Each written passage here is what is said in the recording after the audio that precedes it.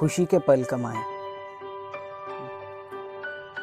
हम बहुत परिश्रमी हैं, लेकिन इस तनावपूर्ण जीवन में जो चाहिए वो कमाएं। हम हमेशा बड़ी मेहनत के साथ जीवनावश्यक चीज़ों को जुटाने में लगे रहते हैं।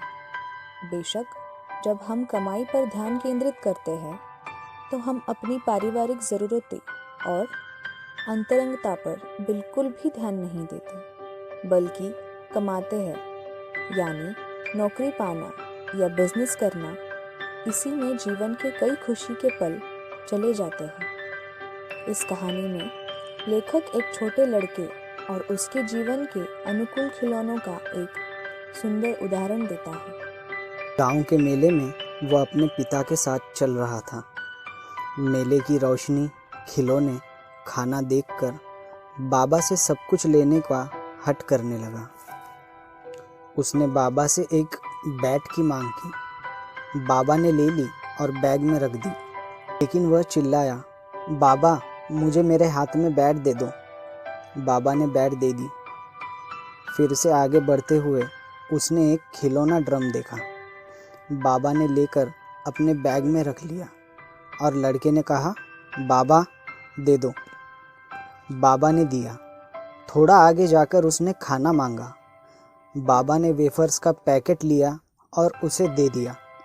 अब तक बच्चे के दोनों हाथ भर गए थे। बाबा ने उसे अपना खिलौना बैग में रखने को कहा, लेकिन उसने नहीं दिया। हठपूर्वक उन्होंने इसे भी ले लिया। दोनों हाथ भरकर वह बाबा का हाथ छोड़कर चलने लगा। एक हाथ में खिलौना रखकर और दूसरे हाथ में आइसक्रीम खाता है। खाते खाते उसे पता ही नहीं चलता कि वह बाबा से दूर चला गया। जब उसे ध्यान आता है तो वह रोने लगता है। आजू बाजू भीड़ इकट्ठा होती है और उसे मनाने की कोशिश करती है। कोई उसे खिलौना देना चाहता है, कोई उसे खाना, परंतु अब उसे कुछ नहीं चाहिए। उसे बाबा चाहिए। रोता जाता है, बस रोता ही जाता है। अब वो बस उसमें अपने पापा को चाहता था। हमारा भी कुछ ऐसा ही है।